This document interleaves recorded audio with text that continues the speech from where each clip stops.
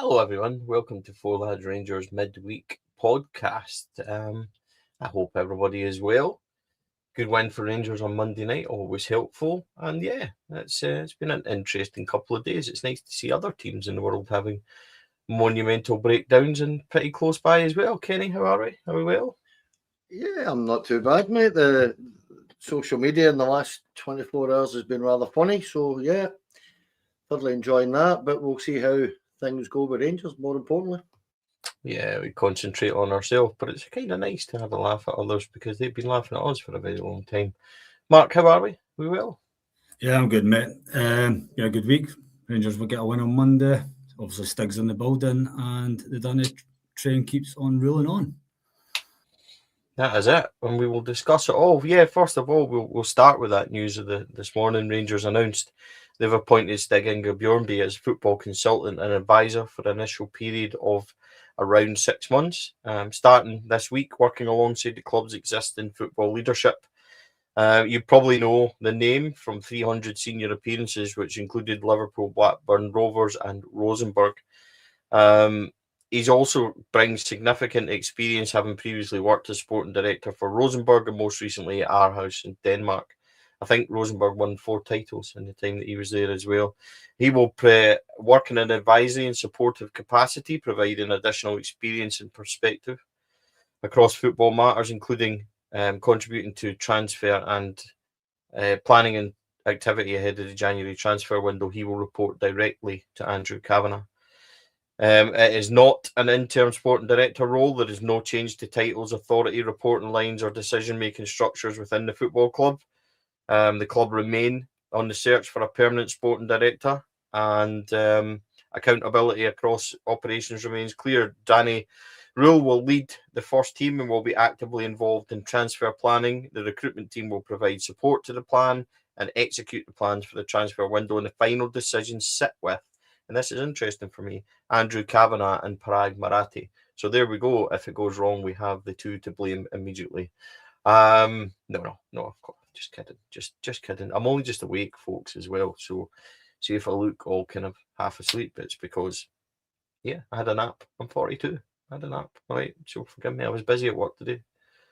Mark, what do you make of that? Stig Inge Bjørnebye is in the building. He was quite a solid left back, if I remember. Hopefully he knows what a solid left back looks like and other players he can bring into the building. And he was signed by Graham Souness not once but twice, so he's a legend. Look at you. I give a total amount of information and you just swoop in with the best bit. I could have just said that at the start and you just swoop. Look at you hairy little monster. I didn't know if to be fair, but I was hoping you weren't going to come out with that Souness line, to be fair. But yeah, I'd seen that earlier today. He signed him in 92 and 2000, so for Blackburn. I think it's positive, as you say, given that he had success at Rosenborg. He's obviously over at Denmark as well. It's a market I am hoping he can actually tap into, given the quality player he can get for the valuation. So hopefully that's maybe a market he can tap into over the January transfer window. It's quite interesting though with Andrew Kavanagh and Marathi obviously still having the final decision. But it's good to have someone in the building, just another pair of eyes, another voice, also going through that decision making. I think the only thing I'm still nervous about is we've still got the likes of Purdy and Bellwell still kicking about throughout that January transfer window. But I think it's good to have another set of eyes through that process, and obviously given his pedigree, I think it could be a positive for the club. Yeah, Kenny, what do you make of this arrival? Do you know what was actually quite nice about it? There was absolutely no discussion. His name has not popped up anywhere, not even been linked, not even on the radar of the support. And the club have done this. And basically, up until half an hour before it was announced, nobody had any idea what was going on. So well done to the club. That was an interesting turn of events. Key for me, Kenny, in there is final decisions made with Andrew Kavanagh and Parag Marathi. That to me sounds like two guys who've given control of £40 million in the summer and watched it being pissed down the sink and thought, "No doing that again, lads. We're having the final say." But maybe that's just me. No, I certainly tend to agree with you. But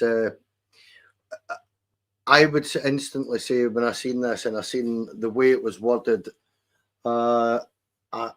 if I'm the recruitment team at Rangers at this minute in time, I would be quite concerned because not only have they turned around and brought somebody else in, but they've also turned around and said, and the final say will go with us.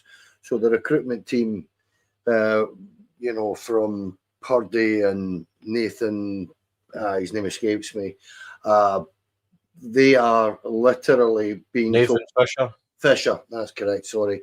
They're being told where they are in the pecking order here, as is young Robbie Thelwell, where they are now bottom rung of that, I would suggest, with Bjørnebye and Parag Marathi and Andrew Kavanagh pretty much overseeing it with Danny Röhl. So that's my kind of take on it, is that I think you're going to see a massive restructuring over the next 6 months again. I think they've realised they've got this badly wrong with Kevin Thelwell, and I think they're going to look at correcting that, put it that way. As for Bjørnebye, I don't know a great amount about him. I know, as you said, I did a little bit of digging, and very successful at Rosenborg. I know at Aarhus they were going through some serious financial bother, and he took over that role, the sporting director role there, and steered that ship very, very well, kept them in the top flight and stuff like that when they were at the bottom of that league. They were really struggling, and he took that on for a while. Apart from that, I very much like yourself, Stephen, I had no inkling at all about this, and I'm quite happy about that. He's very experienced, and I would look at it and say that effectively Andrew Kavanagh, Parag Marathi are very busy men, so there is the person that Danny Röhl's going to deal with, and Bjørnebye's going to deal with the rest and say, right, what have you got for me? And we'll have a look at this. I'm quite happy with it. I've got to say, I think at this particular, juncture in our season, this January window is going to be so difficult to kind of manoeuvre. We've got to get it spot on, or as spot on as possible. So the more experience, the better we have there, because Danny Röhl's only 36. I wouldn't be of the mind of giving him the kind of free rein that the previous board gave Michael Beale. So I'm really happy with this, mate, that there is a structure to this, put it that way. On Robbie Thelwell, I think personally that a lot's been made of his title, and I'm not sure he has the influence people might think. Phased out might be something that I think with him. I quite like Nathan Fisher. He's got a great reputation. I don't think Dan Purdy and him are in any danger, really.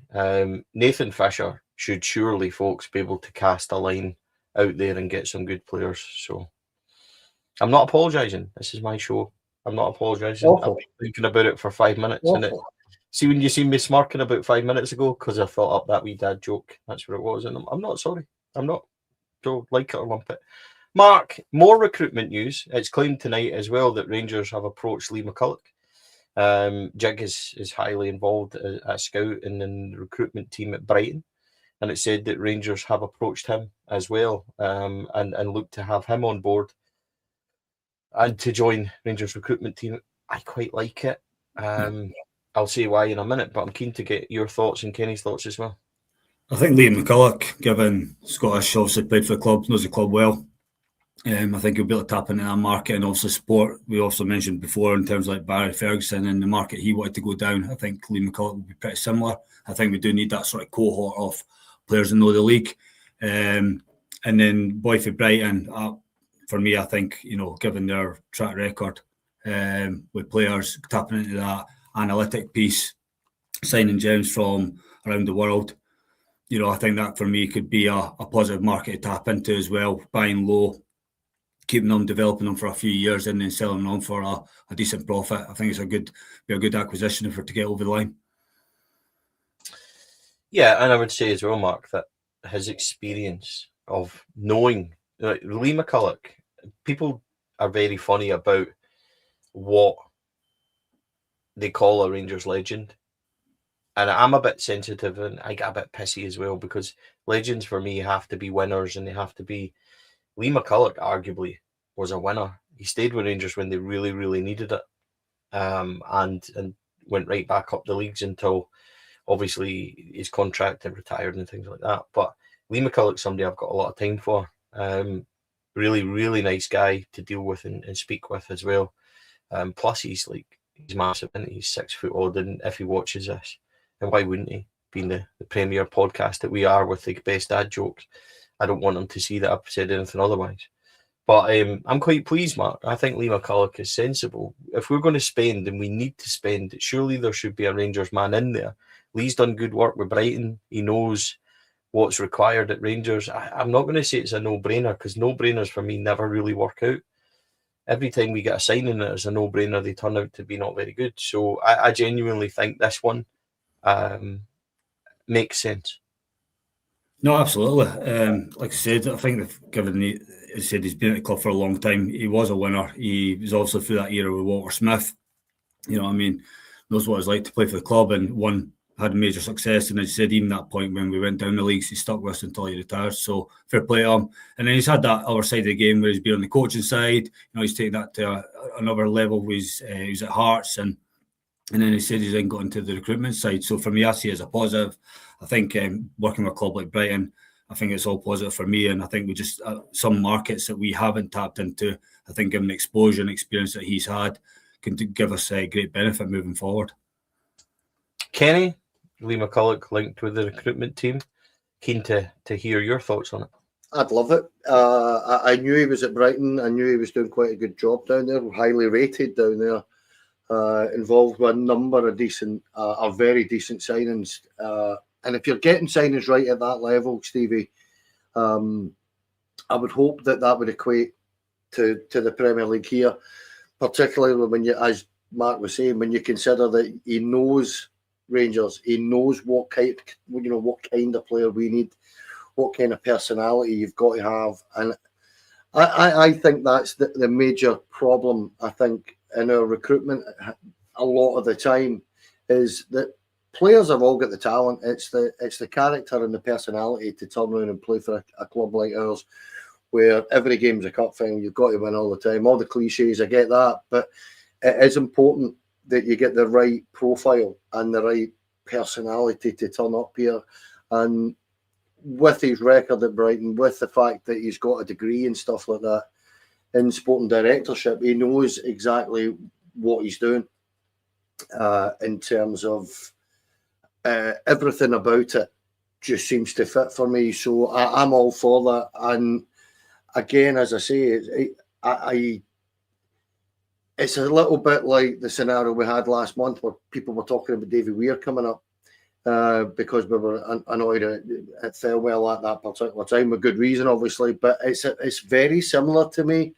So I am absolutely delighted if that were to happen.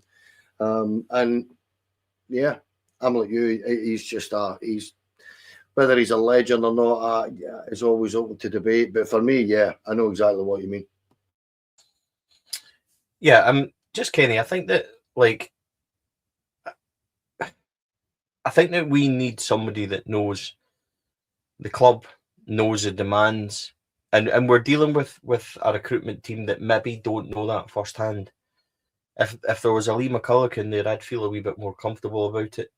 I'm not saying there's a desperation for Rangers men to be on coaching teams and everything else, and I understand it. I'm not sure that it's necessarily helped us in the past as such, but I do think that around the club, involved in the club, there should be Rangers men in there to at least advise, to at least guide, and to at least have a say. And I've got to be honest, Lee McCulloch is a smart guy. He's got the credentials. It makes sense to me. When I read it as well, and you know me, Kenny, I'm quite grumpy. And when I read it at first, I automatically went to a good place and thought, that works out. That's quite decent. So yeah, I mean, this to me, even I'm slightly happy about it. So it makes sense. For me, it's one of these things, right? When you look at the very top clubs, the very, very top clubs, whether it's a Bayern Munich, or a Barcelona, Real Madrid, the top Italian clubs, when you look at the echelons of those clubs, they're just absolutely full of ex-players, ex-managers. They stick about, and for whatever reason, we have lost our Scottish identity, our Rangers identity with this, where I am absolutely all for this, and I actually totally get what you're saying as well when it comes to having ex-Rangers men and the coaching staff and stuff like that. I don't think that really matters. I think as long as there's enough of them throughout the football club where you're wandering about the training centre or you're going in and out of Ibrox, and these guys are there to help you. Now, John Gregg is 80-odd years of age. So, when you look at this, I mean, we were up the other day and Alan McLaren, we met Alan McLaren and stuff like this. You know yourself, it's one of those things that it's just not enough of at Ibrox. And I totally agree with you on this, that, as I say, I would relate it to the most successful clubs that I can think of in terms of the prime example is Bayern Munich, where you just look right through their structure and it's just Bayern Munich men everywhere. And it certainly works for them. So I'm with you on this. I actually think it makes perfect sense to get Jig in, but to bring a few more in, but not necessarily, as you say, on the coaching staff. Let Danny Röhl deal with his staff. It's his staff, effectively. But within the football club, yeah, I'm all for it. I think we need more. Two positive bits of news to start a Four Lads pod. What have we become, ladies and gentlemen? This is not what people sign up for. Somebody asked me, and this is a weird self-involvement, but I'm going to answer anyway. What do you drink on streams? Milk. I don't drink fizzy juice. I drink milk and water. Tonight's choice is milk, and that's normally because I get really anxious talking about Rangers. But I'm happy. This is me happy, by the way. I'm just really relaxed in it. Mark, Rangers released a fan survey consultation process on Ibrox today. Wide-ranging stadiums, the footprint, match day experience, increasing capacity, hospitality possibly being increased, potential for a tunnel club, similar to Spurs, Man City, etc. Fans being asked what they think of safe standing also. I'm really keen to get you guys to come in on this and see what comments and stuff can be improved on Ibrox footprint, match days, etc. I'm really keen to see. I've got a chain of thought, but Mark, what do you think? I quite like the Tunnel Club in Man City. I think it'd be a great experience. It's another revenue stream for the club. I think it would definitely generate a lot of revenue. My only worry with it, though, is in terms of the Premier League becomes that tourist league and we sort of go down that route. That's the only thing that makes me slightly nervous. But I think if we were to implement that, I think it'd be a money maker for the club. In terms of hospitality, I'm all for it. In terms of it's just the price, and that's the only thing. We've got a few there that are a bit on the high end. So I think for the everyday fan to try and factor that in, and how we obviously jig that to ensure that everyone's included on that. I'm all for safe standing as well. Been to Germany loads of times, been involved in a number of games where I've been in that, and I think the experience for that, I'm quite positive. But and an increase in the stadium again, I think I'm all for it. But I think the only challenge we've got is the corners. I think given the costing would be the difficult one. We'd probably have to lower the stands in terms of adding the seats there and lowering the pitch to try and get a few thousand from there, along with the hospitality would obviously then increase that capacity. Yeah, that to me I think makes perfect sense. Kenny? What I want to see on a match day, I've got a vision there that I think that we are.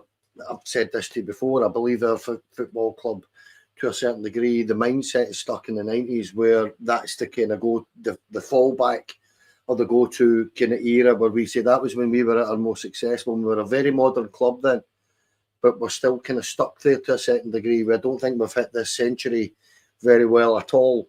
And the footprint, I think, needs utterly excavated, actually. It just needs emptied and totally redeveloped. I'd love to see that. I'd love to see more bars. I'd like to see stuff like, if money wasn't an option, put it that way, I've said this to you before, places that you can take families to, like big open areas where there's stuff for kids to do and stuff like that. I think you make it the whole day. And with American owners, I actually think that's kind of where they would look at. Same with hospitality. When you ever go into hospitality, guys, you'll know yourselves when you've been up there. You'll not see many kids kicking about, and hospitality area for families is a priority, because I think they'd sell by the bucket load. See, for birthdays and for Christmas and stuff like that, it's an option for Rangers that we don't use, where you can get a family of 10 or whatever into a suite, and you turn around and you say, right, it's going to cost you a few £100, but it was working out at maybe 70, 80 quid a head. That kind of area, we are missing a trick, a big trick, because if you can get a couple of thousand seats, people in doing that, it's just a license to print money. It's things like that. The capacity situation, for me personally, I understand what they're doing and why they want to do it. For me personally, I think that should be it should coincide with the footprint, perhaps, but it's probably the last in my list of priorities is increasing the capacity, because I always believe this, that we are in a situation where we're selling out most weeks, right? And at this minute in time, we need a successful football team. So I'd much rather see us prioritise the money for that, along with making the matchday experience better for those that are already there, before increasing it. And that might be selfish. It probably is, but that's the kind of last in my priorities. I genuinely do believe this, that we are missing so many opportunities. The amount of space that we have, the amount of land that Rangers own round about Ibrox, we should be making the very, very most of that. I also think, on the last one here, that parking is a proper issue, and that needs dealt with. And how you go about doing that, I'm not quite sure. You'd perhaps need to look at a multi-story or something, which is going to cost an absolute fortune. We all know that, but that is an actual issue, along with getting in and out of Ibrox. The infrastructure is just not right. There's loads and loads and loads that we need to improve on, and that particular part of Glasgow, right round about that stadium, the opportunities there are endless. And I would be trying to get the City Council on board with actually a partnership of some kind, to turn around and say, look, we're going to gentrify the area to a certain degree. Not going to happen, but it's in an ideal world, that's what I'd like to see. Sorry, I just thought that was a joke. Glasgow City Council helping Rangers. Oh. I know. Okay, my immediate thoughts on this are, my first go-to is Rangers start this every single season £10 million down from our rivals, because they've got 9,000 more seats. Rangers need to bridge that gap. If Rangers are going to put 4,500 by lowering the pitch and moving the stands closer to the pitch, then I'm all for it. There is quite a fair bit of room to do that. There is 4 or 5 metres on every single side of the pitch to be able to do that. So for me, that's a really interesting option. Would I look at the cantilever situation again? Yeah, possibly. From what I gather, it is not possible to fill in the corners. The actual money for that, just no, absolutely. I just don't think that's viable. Long term, I think the Americans will look to build on the back of the stands the way they have at Liverpool and Man City and stuff like that. I think that is an option, because there's so much room behind the Broomloan and the Copeland. That is viable for Rangers. And then the second thing for me is the surrounding footprint. Rangers, it needs TLC, it needs welcoming, it needs to be vibrant. It isn't. It's very much kind of rustic. It's very much dated, but it's got a nice feel to it, because we know this situation with the listed building and stuff like that. But increasing the capacity and surrounding footprint kind of falls into the matchday experience for me.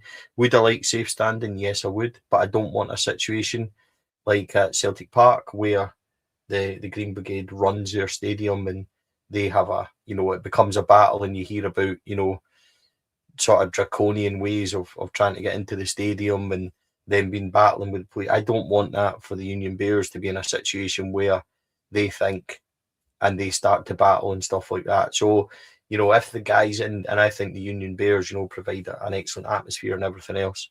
So I genuinely feel that if, you know, that was capable and we were able to manage that properly, I'd be all for safe standing as well. You see the atmospheres at Dortmund games and stuff like that, like Mark mentioned in Germany. So yeah, I think there's things we can do. I really do. I think Ibrox needs a wee bit of love. And here's the most controversial one. And I think the comments will light up because they always do. Kenny and Mark, I'll pitch it back into you as well.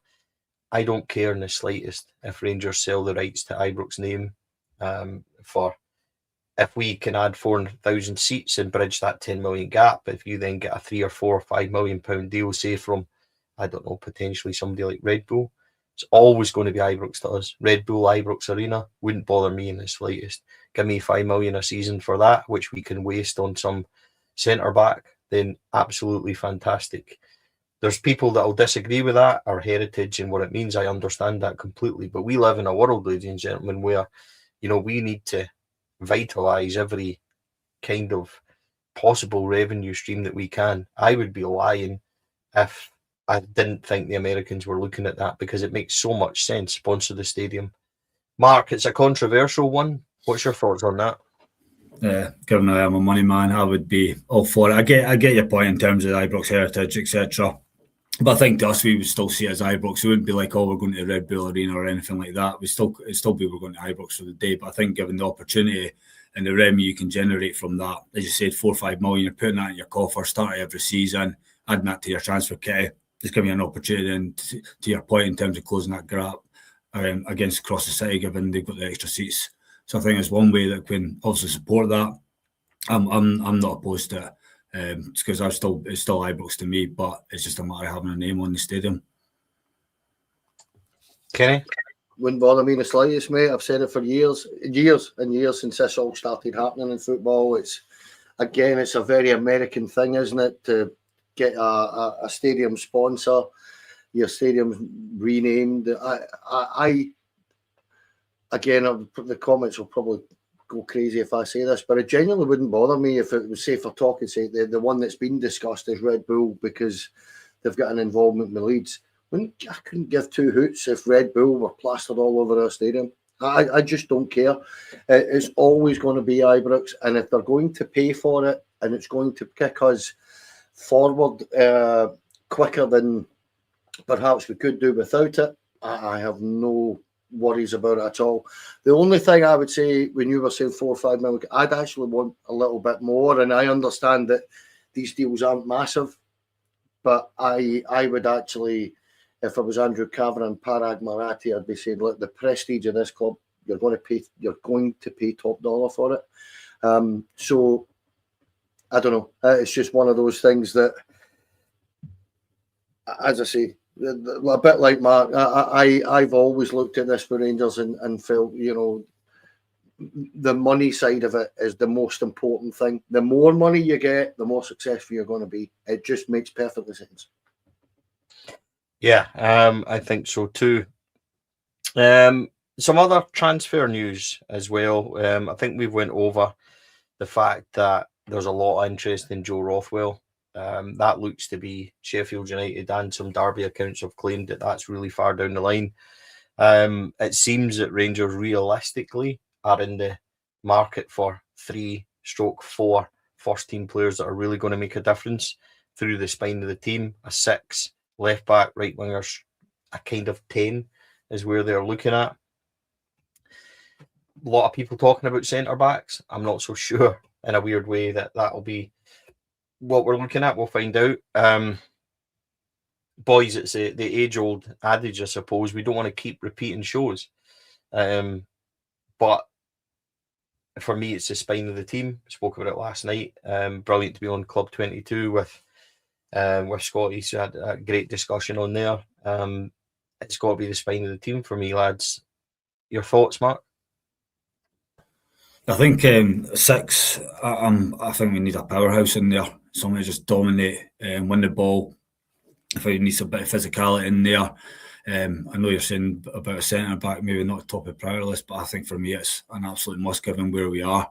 And in terms of who we've got, we've talked about Halkett before in terms of Hearts, but I think we need to try and see what else is out there. I've mentioned it before in terms of that free transfer in the summer and try and get them on a reduced deal, bring them in early, try and see what options are out there.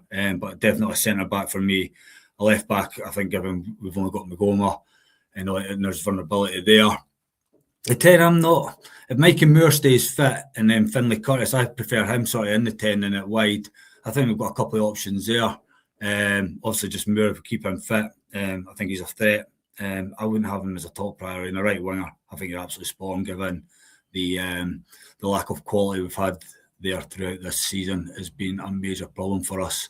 But then we could potentially be looking at a left winger if Gassama goes as well. So also there's links with him going to Villarreal. So there's both wingers that could be up for review.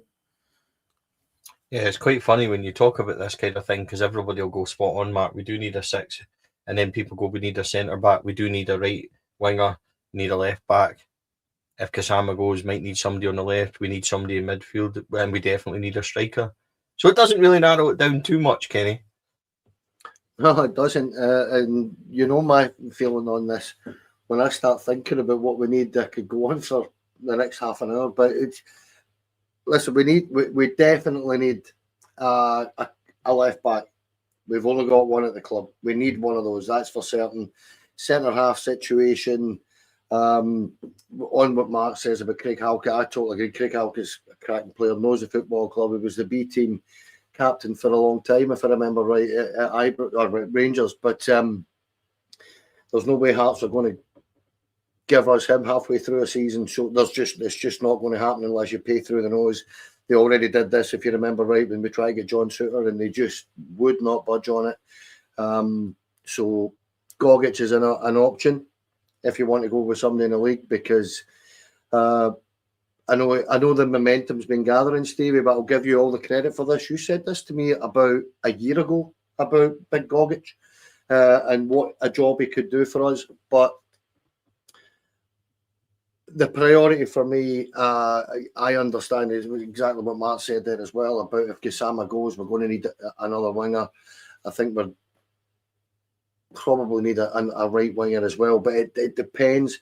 But it's the spine that's the most important thing for me. We need a 6, we probably need a 10, we probably need a striker, and we probably do need a centre half. If we're being honest, that's the priority for me. So what is that? You're looking at a centre half, a number 6, a number 10, and a striker. Minimum of 4 in the spine for me, and a left back. That's my priority. I want to see 5 come in. I genuinely do. And I'm greedy. And I know I'm greedy by wanting that, but that's what I want to see. Yeah, just on the loans, a few people saying, they would send back Aarons, send back Giga, Megoma. The loans are all here for the season, folks. I don't see any of them settling in at all. I actually think that Max Aarons is beginning to settle down a wee bit, like it or not. I mean, he's as soft as shite, but he is beginning to settle in. He's actually defensively done okay recently, so we'll see where we are. With Max Aarons, I don't see him going back. I don't see Giga going back. And Megoma certainly won't go back. People wanting, perhaps us to go and replace them. I don't really think that that's possible. I think there's other when you need so many, you have to prioritise. January is difficult. As for Alex Gogic, 100% for me. I've said it for quite a long while. He is, of course, a member of the Bald Fraternity, so should come in regardless of whether or not he's good. And I really like him. Craig Halkett, yes. On a Bosman, I would do it just to piss Hearts off if we can, just to throw a little warning over to them that, it's still Rangers and we'll still take your players. So, yeah, there's mind games to be done there, I think. Also, another bit of news, transfer-wise as well, reported today that young Chris Condé, who's 15, he's not 16 until after New Year, has been targeted by a lot of English teams. Rangers have got him on kind of academy books until the summer. They can't sign him on a professional contract until he's 16. He's been playing under 19s level, recently scored against Celtic under 19s. He's scored, I think, 21 goals this season. He's got a huge following and a kind of impressive following at that level. People saying he is the real deal and he is a really good player. We've seen it. We lost the young boy that went down to Aston Villa, and he stagnated a wee bit. Rory Wilson. I'm all for getting Chris Condé tied up as best we can, but the problem is when English teams start to sniff and they can throw £5,000-6,000 a week at these young lads, it becomes really difficult. A bit unnerving, Mark, for me, Kenny. I'll ask you to jump in as well. That we seem to have a young boy that's thriving and doing really well, putting the numbers up and everything, and then English teams start sniffing about. That's concerning a wee bit. I just hope that we put the right pathway and the right promises to this young man, so that we can develop him and he chooses to stay at Rangers. Yeah, obviously financially we won't be able to compete with them, but I think you're right. It's a matter of what is the pathway to that first team, and obviously getting them in, even just training with the squad as well, just having that involvement, feeling like they're going to be a part of obviously grow their career and kick on with us. As I said, from a financial aspect, we will never be able to compete with these clubs given they can offer houses, £5,000-6,000 a week. But I think for us, if we can, as I said, show that pathway to the first team and just get them involved day to day. I don't know in terms of his family if they're Rangers fans or not, but you can just have that involvement behind the scenes. I know Davy Hutton, oh my God, Xander Hutton's dad really well, and like from a young age he got like his family and that involved very early on. I think that's probably just another way we can try and just utilise sort of our resources, but I think he just needs to be involved in that first team early on. If he's still at school, during the school holidays, just having them around the training ground, just having them involved in every way possible to show that there is a pathway for him to get into that first team. Kenny, your thoughts on Chris Condé being targeted? I genuinely felt a bit on there because it was like, oh, here we go again. Your thoughts, please. This is not unusual now. It's just the nature of the beast, and it needs dealt with. UEFA level for a start, FIFA level, whatever it's going to be, where I actually feel that there's a really simple way of dealing with this, and they won't do this, so bear with me, but it should be that these cross-border deals for 16-year-olds should be stopped. It should be 18. That's all they need to do. Stop it. Allow the clubs that have taken these kids at 5 and 6 and 7 years of age all over Europe. It's not just Scotland, it's everywhere, that they're being targeted by those 30, 40 massive clubs in these big five, top 5 leagues these days. And we can't compete. There's nobody in Europe because the TV deals that they're getting are just meaning that they can just handpick from the very, very best across the planet. And there is a way of dealing with it, and it's to turn around and say they should do it at 18. But the Real Madrids, the Chelseas and the Liverpools and all these clubs are just not going to allow that to happen. But on the young boy Condé, it's 21 and 23, doing really well at that level. There's another boy in the 19s who I know is exactly the same scenario, and I actually know the kid. It's a young boy, Scally, and he has been punted and offered by everybody. Everybody's looking to get him, and I know Rangers are doing very well in terms of trying to entice him to stay and stuff like that. It's just the nature of it, Stevie, and I genuinely have got to the point now where, and it's not just us, don't want to talk about them across the city, but Celtic are getting battered with this as well. Every big club in a smaller nation is just getting smacked about with this because of the finances that these bigger clubs have now, and it's solely because of the TV deals, Stevie, that they're getting allowed to do this. Yeah, I can only assume that Mark's got sick of the bald and left, or his meter ran out. Either way, hopefully he'll come back on. I feel that Cheryl has started this hatred movement against the bald, and Kenny and I will fight back as a Four Lads management. Don't you worry about that. But while Mark comes back or doesn't come back, Kenny, a good win on Monday night. We even smiled in parts of it, and it was the first time at an end of a Rangers game that I actually had a wee clenched fist moment. It felt good. There's something weird about the Rangers support. You can win 4-0 and not be as happy in that 1-0 victory because we dug in, because we showed spirit, because it was the dirty side of the game. It wasn't glamorous, but I seen a different side to it. I seen a team that are buying into Danny Röhl, what he's trying to do. I saw a team that is believing, perhaps. They don't have the quality. I think that's obvious. But I think they do have the desire. I think they do have the spirit. Chermiti got a lot of stick the other night, but he worked hard. He did graft. He did track back. He had a few good tackles. If you can get that, I think you're halfway there. And listen, it's sad, isn't it, that I'm kind of falling in love a wee bit with Danny Röhl. Like, I really do. I think he's a really nice guy. I think he might have something. Whether or not he'll be the long-term answer, I'm not sure. But it really gives me hope when I see the players buying into it the way that they did the other night. They were well organised. They knew what they had to do. Did it work at times? I'm not sure. They did begin to pick up once Rangers are a confidence side. Once they went 1-0 up, I think they looked a lot better. Barron started to step up 20 yards. He defaulted a wee bit, which was causing a bit of an issue. So did Diamande. And I think we go to Tynecastle in a really good place. And Hearts don't worry me. I think they've done really well. Shankland in the comments saying Hearts 4, Rangers 1. Rangers won't get 1, mate. We'll get at least 3. So we'll see. But we go to Tynecastle in a really good place, Kenny. And, we're the form side in the league. We should have a bit of belief. And it'll be a really interesting game. Hearts have done fantastically well. Listen, I think that's clear, but they're not unbeatable. So I'm interested to really see if we can go on Sunday and have a really good day there. Minimum take a point, because that keeps the kind of where we are and it keeps us in there.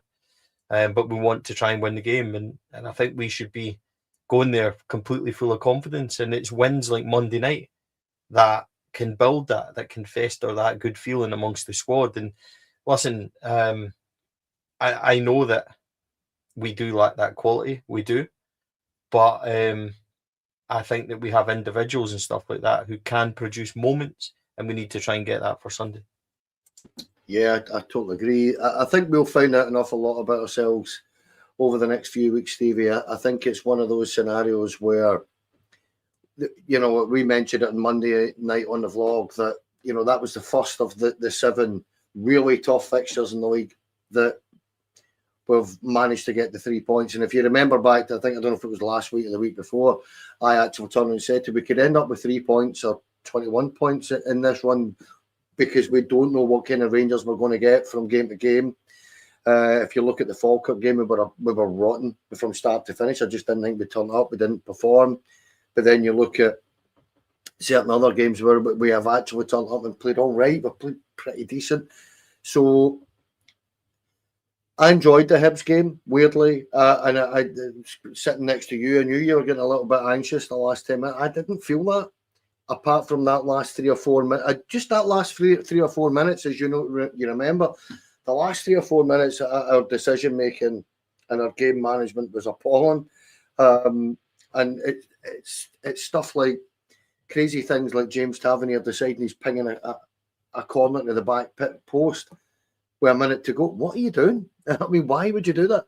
Just sadly, it was the back post of the AstroTurf across the road he was aiming for. It certainly wasn't the one that. But anyway, the point that I'm making is that it's a good result for us. That's I would always feel that we should be winning all our home games anyway. But in this weird season that we're finding ourselves in, it's a good win for us.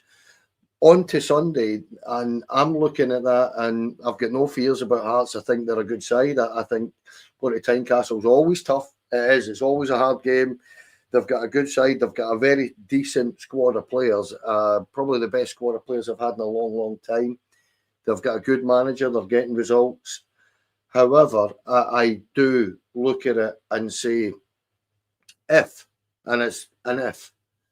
we win that on Sunday, are we actually in this title race? Then you'd have to say yes, because if you actually look at it, and I'm not going to haver too much here, but there's not been a single Hearts fan, a single Celtic fan, or a single member of the media that have mentioned us in this because we've had such a poor start. But if you actually find yourselves 6 points behind Hearts with 2 games in hand, you still got to win them, don't get me wrong. But you've got to look at that and say, well, you're actually right in the mix with that. So bring it on Sunday. Really excited about the game because it'll tell us an awful lot about what I was mentioning earlier on, the personality, the character, the strength of personality that we have in our squad. And we're going to find out an awful lot about them because make no mistakes about it, Hearts will come flying at us. They will come for us and they will try to win that game. And I'm hoping that actually helps us a little bit in terms of just making it an open game and see how we defend. If we defend the way we did against Hibs, I'll be quite confident we won't lose too many goals. And I do fancy us to score a goal or two. So I'm excited about it. I'm really looking forward to it.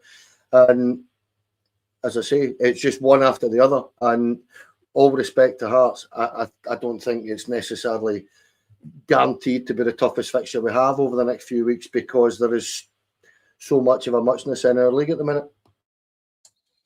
Yeah, Mark, 9 points behind, aren't we? 1 game in hand. So if we're to win Sunday, it would be 6 with a game in hand. So that puts Rangers in a kind of a nice position. I don't think we're in a title race yet. I think Rangers have still to win that big sliding doors game moment. And we've had so many moments like this over the last 5 years or so where if we could win a game, we'd be right back in it. If we could get a result here, that means we're right back in it, and we never do it. Rangers have to, on Sunday, go and implement a game plan, go and try and be that team that do that for the first time in many years. And it could be a big moment, a sliding doors moment in the season, because if they can go and get a positive result there, then the team suddenly get that belief. It was a good win, Mark. That's what you missed when you were away styling your hair. That we were talking about Monday night being a good win over Hibs and a different kind of win. I feel that we're getting that buy-in to Danny Röhl and stuff like that. How do you feel about Monday and result and going into Sunday? I think for me, it wasn't pretty, but we found a way. We've said it in the build-up when we looked at this fixture run. It's just a matter of getting the 3 points, and we managed to do that. I think we battled well. Another clean sheet. That's 5 and 8 for Danny Röhl so far. He's still unbeaten for me, and obviously Hibs have been doing relatively well this season. And in all fairness, even though they had quite a bit of the ball in the first half in particular, never really created much. There were shots outside the box. I thought we defended relatively well, without them causing us too much problems. I think for me, we just missed that cutting edge. And sometimes we're a little bit passive, but over the piece, it's a good win. 3 points, we're on to the next game. 6 to go before that run. Before the Scottish Cup into the new year. Game, as I said, it's game of time for me. I think you're spot on, Stevie. We are and get our tails not thinking we're in a title race. Comes to Sunday, and then we get beat 2-0. And for me, I think given how we've been, especially at Easter Road, I thought we were excellent. I know if we can go with that same approach, then hopefully we can get the 3 points and then we move on to Motherwell at home after that and then kick on. But it'll be a tough one. But for me, I think, the way we've been winning games recently, I don't think we should be fearing Hearts. Dear oh dear, this is almost a Positive Four Lads podcast. What are we going to say about that? Mark, a pleasure to have you on for 3/4 of the show, mate. Thanks for all your efforts. Apologies, mate. I just had to get a wee shine on my head, given the Join in. But no, pleasure. Thanks for having me. Been a good show. Really enjoyed it. Yeah. Kenny, as always, mate, day one. Four Lads is in a good place at the moment. We've got a great team here and we're all really enjoying it. And yeah, we come on and try to keep it light-hearted. We try and look at things favourably. Other times we'll say it as real as we can, but thoroughly enjoyed having you on, mate, as normal. No, thank you, and thanks, Mark. But on the team that we have, we've got the best team we've ever had here, and we were discussing this the other night, and it is a fantastic team, full of top people, and nothing's going to change that. And yeah, thoroughly enjoyed that tonight. It was good. And they don't happen, our shows, without everybody watching. 3,000 people listening to us on a Wednesday evening talk about Rangers. We thoroughly appreciate all your support out there. And yeah, if you want to become a member, you can. 600 odd strong membership, which we absolutely love. You can just scan the barcode, which is, I never point the right way. Is it up that way? Yes, it is. Look, there it is, up that way. So it's the opposite, right? Okay, I kind of get it. I'll forget when it comes to the other night. So if you want to join, you can. David Robertson podcast just dropped live, and he was episode 4 of the Rangers years. I'm delighted to say that episode 5 of the Rangers years is in the pipeline, and I'm really looking forward to this one. One of my favourite unsung hero type players, massive under Walter Smith and his 3 title wins, broke in during Alex McLeish's reign, a really tricky, brilliant winger. So I'm really looking forward to speaking to him, and hopefully that'll be live for everybody in the members section shortly. And yeah, if you haven't, please like and subscribe. On YouTube, we are, I think, 30 or 40 away from 12,000 subs, which would be great before the end of the year. Huge thanks to our sponsors, Rhino Express, Clydeview Fire Protection and Joinery, Athol Industrial Solutions, CSD Air Conditioning, Candid, and our Sunday sponsors, Local Dart Shop Online. Everybody that contributes to Four Lads, we really appreciate it. Have a great Wednesday evening, folks. I hope it's a great Wednesday evening for us all. Thursday, there is no Four Lads show. Shocking, isn't it? But we are back on Friday evening. So please do join us there as we look forward to Hearts. We'll look at Danny Röhl's press comments, and we will see what else news-wise is doing with Rangers. So for now, thanks everybody for joining us. We really appreciate it. I won't apologise for the dad jokes because they make the show, in my opinion. Have a splendid couple of days, folks. Speak to you all soon. Bye.